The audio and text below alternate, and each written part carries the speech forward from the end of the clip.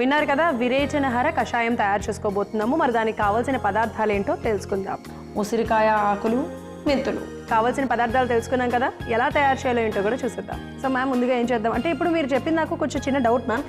మీరు విరేచన హర అని అంటున్నారు, ఉబ్బరం ఉన్న వాళ్ళకి అంటున్నారు, మోషన్ సరిగ్గా రాని వాళ్ళకి అంటున్నారు. ఆ రెండు అంటే అది రెండు వేరు కదా, మరి అట్లా ఎట్లా చెప్తున్నారు? మళ్ళీ నాకు ఎక్కడో డౌట్ వచ్చింది. లేదు, ఏమవుతుందంటే కడుపు ఉబ్బరంగా ఉన్న వాళ్ళకి ఏమవుతుందంటే కంప్లీట్ ఎవాక్యుయేషన్ చేయాలనిపిస్తుంది. అవును, కానీ కంప్లీట్ గా ఎవాక్యుయేట్ చేయలేరు.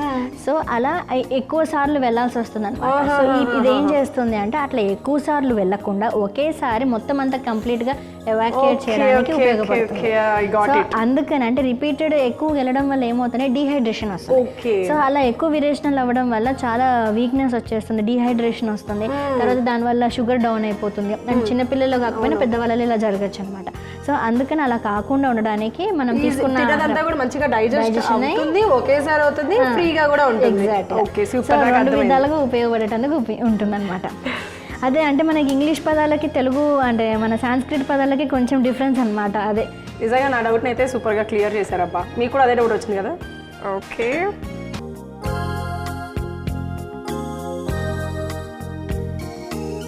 యాజ్ యూజువల్లీ 2 గ్లాసెస్ వాటర్, 2 గ్లాసుల నీళ్లు పోసుకుంటున్నాం ఇప్పుడు. నేను యాక్చువల్గా అవి చూసి చిన్న సైజ్ తమలపాకులు ఏమో అనుకున్నాను, అలానే ఉన్నాయి తమలపాకులు లానే, ఆల్మోస్ట్ చిన్న చిన్న తమలపాకులు లాగా అనిపించినాయి. ఇది ఉసిరికాయ ఆకులు, చిన్న ఉసిరికాయలు ఉంటాయి కదా, పచ్చళ్ళు కాకుండా ఉసిరికాయలు తింటూ ఉంటాం, బాగుంటాయి. సో ఆ ఉసిరికాయ ఆకులను మనం తీసుకొని ఇప్పుడు మనం డికాక్షన్ లాగా తయారు చేసుకుంటాం. ఒక 5 నుంచి 6 వరకు వేసేసుకోవచ్చు. ఒక పర్సన్ కి 5 to 6. ఓకే, ఇప్పుడు మనం తయారు చేసుకునే కషాయం ఏ టైంలో తీసుకోవాలి? సో ఇది మార్నింగ్ తీసుకుంటే బెటర్గా ఉంటుంది. అంటే ఏదైనా కషాయాలు ఎప్పుడైనా కానీ పరగడుపున తీసుకున్నట్లయితే దాని యొక్క పొటెన్సీ కానీ ఎఫికసీ కానీ ఎక్కువగా ఉంటుంది. ఓకే, సో దాంతోపాటు 1 టీ స్పూన్ మెంతులు కూడా వేసేద్దాం. ఓకే, సో కాస్తంత అంటే కొంచెం ఇన్ని మెంతులు వేసుకోవచ్చు. ఇన్ని మెంతులు వేసేసుకుందాం. టీ స్పూన్ మెంతులు వేసుకున్నాం అనమాట, అది బాగా మరగాలి. సో మ్యామ్, మెంతులు ఇంకొక డౌట్ కూడా ఉంది నాకు, లైక్ మెంతులు గురించి. మెంతులు కొంతమంది నానబెట్టుకొని తీసుకుంటారు మోషన్స్ అరికట్టడానికి. సో ఇప్పుడు మెంతుల వల్ల మనకి మోషన్స్ రాకుండా ఆగిపోతాయి, అంతేగాని ఫ్రీగా మోషన్ అవడం ఇట్లా అంటే నీళ్ళ విరేచనాలు ఆగిపోతాయి. సో రక్తంతో కూడినటువంటి విరేచనాలు ఆగిపోతాయి. సో ఏవైనా మనకి తీసుకునే మెడిసిన్స్ లో కూడా కొంచెం డిఫరెన్స్ ఉంటుంది అనమాట. ఎలా అంటే ఎక్కువ సార్లు మోషన్ వెళ్ళకుండా ఒకేసారి మొత్తం అంతా బయటికి వెళ్ళడానికి ఉపయుక్తంగా ఇవి పనిచేస్తాయి. సో ఈ మెంతులు కూడా అదే కేటగిరీలోకి వస్తాయి అనమాట.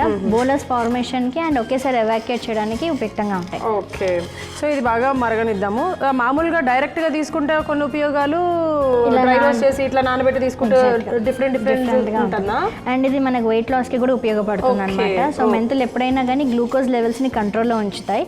సో గ్లూకోజ్ లెవెల్స్ కంట్రోల్ ఉండడం వల్ల షుగర్ కూడా కంట్రోల్ ఉంటుంది అండ్ బీపీస్ కూడా కంట్రోల్లోనే ఉంటాయి. ఓకే, ఈ మధ్యకాలంలో అవి ఎక్కువైపోయినాయి, షుగర్ బీపీ అనేది ఎక్కువైపోయింది కాబట్టి మెంతులు తీసుకోవాలి అంటూ ఉంటారు. దాన్ని ఎలా తీసుకోవాలో అది చెప్పరు, ఊరికే తీసుకోవాలి అంటూ ఉంటారు. రకరకాలుగా తీసుకుంటే రకరకాలైన ఉపయోగాలు అలా అనమాట. సో మామూలుగా అలాంటి వాళ్ళు ఎలా తీసుకోవచ్చు? ఇలా తీసుకోవచ్చు. సో ఎంటీ స్టమక్లో 1 టీ స్పూన్ మెంతుల పొడిని తీసుకున్నట్లయితే షుగర్ కంట్రోల్లో ఉంటుంది. మామూలు మెంతుల పొడి, డ్రై రోస్ట్ అవేం చేయకుండా. సో ఇట్లా మనం కషాయంగా తీసుకున్నట్లయితే మనకు మోషన్స్ అంటే నీళ్ళ విరేచనాలు అరికట్టి మోషన్ సక్రమంగా వెళ్ళేటందుకు ఉపయోగపడుతుంది, డైజెస్టివ్ ఫైర్ పెరుగుతుంది. సో ఈ 3 ఇంపార్టెంట్ పాయింట్స్ మనకి ఈ కషాయం ద్వారా మనకు అందుతాయి. సూపర్. మామూలుగా మనం ఎంత ఎంఎల్ తీసుకోవచ్చు? ఒక చిన్న గ్లాసా లేకపోతే 20 to 40 ml?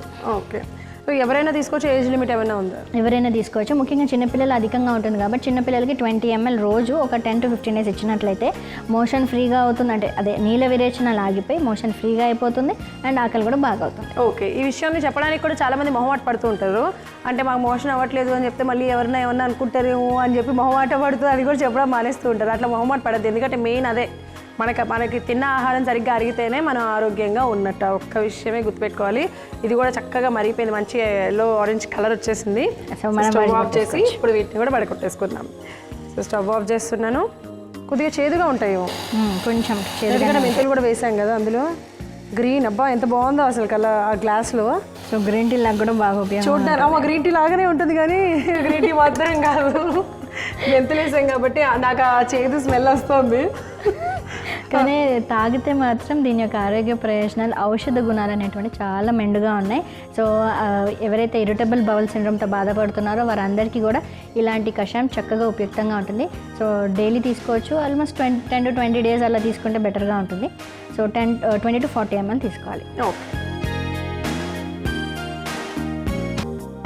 చూసారు కదా విరేచనహార కషాయం. చూడడానికి అయితే మంచి కలర్ఫుల్గా ఉంది. దీనివల్ల ఎన్నో ఆరోగ్య ప్రయోజనాలు కూడా ఉన్నాయి. అవసరమైన వాళ్ళు ఇలా కషాయం తయారు చేసుకొని తీసేసుకోండి, అంతే. ఆరోగ్యం మన సొంతం చేసుకుందాం. సో మరి కావాల్సిన పదార్థాలు తయారు చేసే విధానం మరొకసారి మీకోసం. విరేచనహార కషాయం తయారు చేసుకోవడానికి కావాల్సిన పదార్థాలు: ఉసిరికాయ ఆకులు, మెంతులు. విరేచనహార కషాయం తయారు చేసుకునే విధానం: ముందుగా స్టవ్ వెలిగించి గిన్నె పెట్టుకొని 2 గ్లాసుల నీళ్లు పోసి అందులో ఉసిరికాయ ఆకులు, 1 చెంచా మెంతులు వేసి బాగా మరిగించుకోవాలి. నీళ్లు సగం అయ్యాక స్టవ్ ఆఫ్ చేసి గ్లాసులోకి వడపోసుకుంటే నీళ్ల విరోచనాలను అరికట్టి మోషన్ ఫ్రీగా అయ్యేలాగా చేసి ఆకలిని పెంచే విరేచనహార కషాయం రెడీ.